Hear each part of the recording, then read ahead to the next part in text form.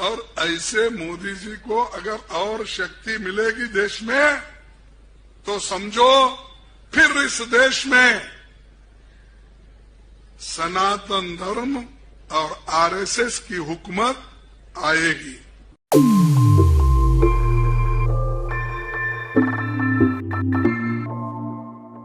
नमस्ते दोस्तों, आप सबका एक बार फिर से स्वागत है आपके अपने YouTube चैनल सत्य सनातन में। आपको ये बात जानकर के हैरानी होगी कि पिछले 137 वर्षों के इतिहास में कांग्रेस के अध्यक्ष पद के लिए सिर्फ 5 बार इलेक्शन हुआ है। अधिकतर बार लोग इलेक्टेड नहीं बल्कि सिलेक्टेड हुए हैं। और इसी प्रकार का एक इतिहास 1939 जनवरी के महीने में भी हुआ था, जब पट्टाभी सीतारामैया को बहुत बुरी तरीके से हरा करके सुभाष बाबू ने इलेक्शन जीत करके कांग्रेस अध्यक्ष पद को काबिज किया था। लेकिन उस समय पर गाजी के दिमाग में एक कीड़ा उछला और उसने कहा कि पट्टाभी की हार मेरी हार है और बोस की जो जीत है वो मेरे सीने पर एक आघात है। इसके बाद में सुभाष बाबू ने कांग्रेस छोड़ दी थी और उसके बाद से ही कांग्रेस का गांधी नेहरू परिवार बोस जी के खिलाफ हो गया था। उसके बाद में पूरा एक इतिहास है और आप सभी जानते हैं कि किस प्रकार से युवाओं की पहली पसंद सुभाष बाबू को बेमौत मार दिया गया और उसका पूरा का पूरा इतिहास मिटा दिया गया। उसको वापस से एक बार फिर से लाने का प्रयास जिस नेता ने किया है उसने पूरे भारतवर्ष को अपनी राजनीति और अपनी राष्ट्रनीति से जीत लिया है। लेकिन अब उसी के नक्शे कदम पर चलते हुए हमारे नए युवराज यानी कि राहुल गाजी साहब चल पड़े हैं। लेकिन विजय होगी अथवा पराजय यह भविष्य बताएगा। आज खड़गे जी को अध्यक्ष पद पर काबिज किया गया है, वो इलेक्टेड नहीं बल्कि सिलेक्टेड हैं। इसी विषय पर हम बात करेंगे, लेकिन मैं सबसे पहले आप लोगों को बता देना चाहता हूं कि अब से हम आपको वीडियो शेयर करने के लिए, चैनल सब्सक्राइब करने के लिए, हमारे दूसरे चैनल जनता दरबार को सपोर्ट करने के लिए नहीं कहेंगे, क्योंकि जब भी हमने इस प्रकार की बातें की हैं आपने खूब खुल करके सपोर्ट किया है। लेकिन अब ऐसा लग रहा है कि जो इकोसिस्टम है वो पूरी तरीके से हमारे खिलाफ है। अब हम केवल इस चैनल पर बचे हैं, हमारे सभी सोशल मीडिया प्लेटफॉर्म तो डिलीट कर दिए गए हैं। लेकिन जब से मैंने आप लोगों से सपोर्ट करने की अपील की है तब से ऐसा लग रहा है कि साथ छूटता जा रहा है। सनातन हाट के लिए प्रेरित करना मेरी मजबूरी है और मैं कहना चाहूंगा कि आपका सबसे प्रिय जो श्री राम मंदिर मॉडल है, जिसको हमने 1500 रुपए में उपलब्ध कराया था, दीपावली तक ये आपको 1100 रुपए में मिलता रहेगा। तो आज हम बात करते हैं सिलेक्टेड नए अध्यक्ष के विषय में। मैंने देखा कि सोशल मीडिया पर तकरीबन 6-7 घंटे पहले ही 10 जनपद से ली गई एक फोटो वायरल हो रही थी, जिसमें कि खड़गे साहब को शुभकामनाएं दी जा रही थी नए अध्यक्ष पद के लिए, जबकि अध्यक्ष पद की आधिकारिक घोषणा तकरीबन 5 घंटे पहले हुई थी इस वीडियो को रिकॉर्ड करने से। और मैंने देखा कि जितने भी कांग्रेसी नेता हैं जिन्होंने उस समय पर वोट किया और जो गिनती में थे उन्होंने भी तकरीबन 4-5 घंटे पहले से शुभकामनाएं दी हैं। यानी कि 6 घंटे पहले ही बड़े होर्डिंग और बोर्ड लग चुके थे, अर्थात पहले से ही पता था कि खड़गे जीतेगा।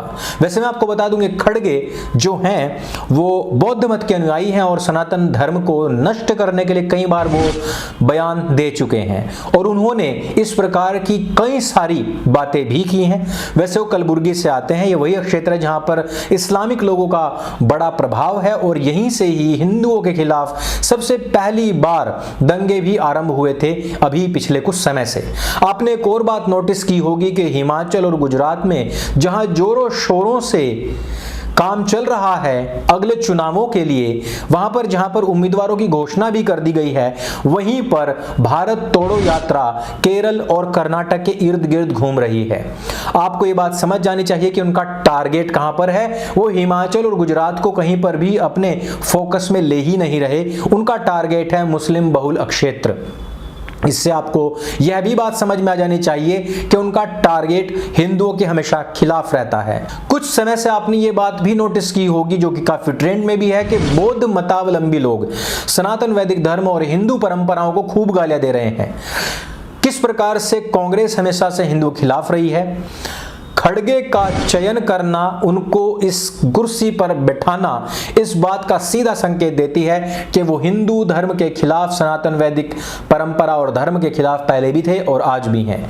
खड़गे वही व्यक्ति है जिसने सबसे पहली बार हिंदुओं को दलितों से अलग करने की बात कही थी। उन्होंने कहा कि द्रविडियंस और आर्य की थ्योरी अलग है और यह एक दूसरे के विरोध हैं, they are the poles apart. ये वही व्यक्ति है जिसने भगवान श्री राम के अस्तित्व को नकारा था और ये वही व्यक्ति है जिसने राम सेतु के खिलाफ भी कई बार बयानबाजी की है। ऐसे व्यक्ति को अध्यक्ष बनाना कांग्रेस की नियति को स्पष्ट कर देता है। खड़गे साहब, आपको कांग्रेस पद की शुभकामनाएं, लेकिन इस ट्रांसफॉर्मेशन के पीछे कहीं ना कहीं नरेंद्र मोदी जी का, शाह जी का हाथ है। इस पर भी प्रकाश डालना अत्यंत आवश्यक है। कांग्रेस पार्टी अपनी एक लीक पर चली जा रही थी जिस पर उसने मुस्लिम तुष्टीकरण के लिए खूब प्रयास किए, लेकिन कुछ समय से आपने देखा होगा किस प्रकार से चुनावी मेंढिका अर्थात जो उनकी बहन है वडराइन मैडम, यह भी मंदिरों में त्रिपुंड लगा करके और गले में भारी भरकम मालाएं पहन करके तंत्र मंत्र विद्या करती हुई दिखाई दी थी। किस प्रकार से खड़गे जी भी पूरे काले वस्त्र धारण करके तंत्र मंत्र विद्या करते हुए दिखाई दिए थे। किस प्रकार से राहुल गांधी चाहे धोती पहननी आए अथवा ना आए वो भी मंदिर मंदिर चक्कर लगाते घूम रहे हैं। अभी जबरदस्ती हो चाहे स्वेच्छा से हो, राहुल गांधी के सर पर आपने जालीदार टोपी नहीं देखी होगी। अब वो भी नरेंद्र मोदी की तरह दाढ़ी बढ़ा रहे हैं। हालांकि वो बात अलग है कि ट्विटर पर ट्रेंड कर रहा है सद्दाम हुसैन। लग रहा है कि ये कोई खोए हुए सद्दाम हुसैन के भाई हैं। ये वही ढोंगरेस है जो कोरोना काल में नरेंद्र मोदी को रविंद्रनाथ टैगोर हो जाने के लिए या उनकी प्रेरणा प्राप्त करके ढोंगी या नाटकबाज होने की बात कर रही थी, लेकिन यहां पर इनका दांव उल्टा पड़ गया है। वो किसी महान पुरुष या नोबेल अवार्ड विजेता से तो मिलती थी, यहां पर तो एक तानाशाह और लोगों के हत्यारे से शक्ल मिल रही है। क्या इस पर भी ढोंगरेसी आकर के ट्वीट करेंगे? सद्दाम हुसैन का वंशज या फिर बिछड़ा हुआ छोटा भाई, ऐसा कहकर के लोग ट्वीट कर रहे हैं। राहुल गांधी सद्दाम हुसैन के वंशज हैं, इस बात की तो पुष्टि हम नहीं कर सकते। हालांकि ऐसा कहा जाता है कि गाजी परिवार की जिस समय पर भारत में सरकार अक्षुण्ण चल रही थी, उस समय पर सद्दाम हुसैन का आना जाना इनके घर पर काफी रहा है। लेकिन ये जरूर कहा जा सकता है कि इन दोनों की शक्लें काफी मिलती हैं। अब आप देखिए कि राहुल गांधी साहब बच्चों के साथ खेल रहे हैं, बच्चों से वार्तालाप कर रहे हैं, पैदल यात्राएं कर रहे हैं, दाढ़ी बढ़ा रहे हैं, सस्ते कपड़े पहन रहे हैं और मंदिर मंदिर यात्राएं करते घूम रहे हैं। जालीदार टोपी का बहिष्कार भी कर रहे हैं और अब तो देखिए कि चुनाव भी करवा करके दिखा दिए हैं, भले ही इलेक्टेड ना हो, सिलेक्टेड ही क्यों ना हो। अब आप समझ सकते हैं कि परिवर्तन तो आ रहा है, मेरा देश तो बदल रहा है, ढोंगरेस भी बदलती जा रही है। लेकिन ढोंगरेस के इस बदलाव के पीछे बदले की जो इच्छा है, जो कामना है, उसको भी स्पष्ट देखते रहिए। इस प्रकार से खड़गे को अध्यक्ष बनाया जाना, हिंदुओं से नफरत करने वाले व्यक्ति को कुर्सी पर आसीन करना, यह कहना कि हमारे यहां पर लोकतंत्र जिंदा है, यह कहना कि बैलेट से इलेक्शन करवाए जाएं तो वो सुरक्षित होंगे, जबकि दूसरी तरफ इसी बैलेट का समर्थन करने वाले शशि थरूर भी कह रहे हैं कि चुनावों में धांधली हुई है और मेरे साथ धोखा हुआ है। इसी बैलेट को लेकर के आना क्यों चाहती है कांग्रेस? इस बात को जरा समझिए कि आज जो वो अपने लोगों के साथ में धोखा कर सकते हैं, तो भविष्य में सरकार बनाने में क्यों धोखा नहीं कर पाएंगे। वो जो लोग पारदर्शिता नहीं चाहते, वही लोग इस प्रकार की धांधली करते हैं और लोगों को इलेक्ट नहीं बल्कि सिलेक्ट कर जाते हैं। कांग्रेस की इस मतांधता को आप समझिए कि जहां भारत को तोड़ने की बात होती है, ये वहीं जाकर के खड़े होते हैं। जो लोग भारत के टुकड़े होने की बात करते हैं, अफजल की फांसी पर राष्ट्रपति और सुप्रीम कोर्ट का नाम लेकर के शर्मिंदगी जताते हैं, ये लोग कांग्रेस में शामिल हो रहे हैं। लेकिन कांग्रेस कह रही है कि हम भारत को जोड़ रहे हैं। भारत को खंड खंड करने वाले लोगों के साथ में कंधे से कंधा मिलाकर खड़े होने वाली कांग्रेस को जरा समझिए। हिंदुओं को गाली देने वाले, राम के अस्तित्व को नकारने वाले लोगों को अध्यक्ष पद पर बैठाने वाली कांग्रेस को समझिए।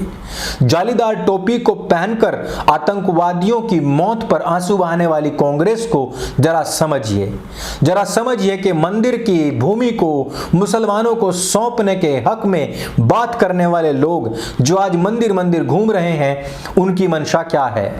अध्यक्ष पद पर तो और भी बहुत सारी बातें हो सकती हैं।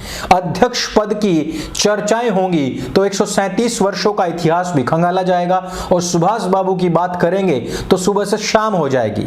लेकिन कुछ बिंदुओं के माध्यम से इस फरेब को, इस जालसाजी को समझने की आवश्यकता है, खड़गे की मंशा को समझने की आवश्यकता है और कांग्रेस बाह्य आवरण हिंदुत्व का दिखा करके अंदर से हिंदू विरोध का जहर उगलने के लिए अपने काले तंत्र के साथ में जो तैयारी कर रही है, उसको समझने की आवश्यकता है।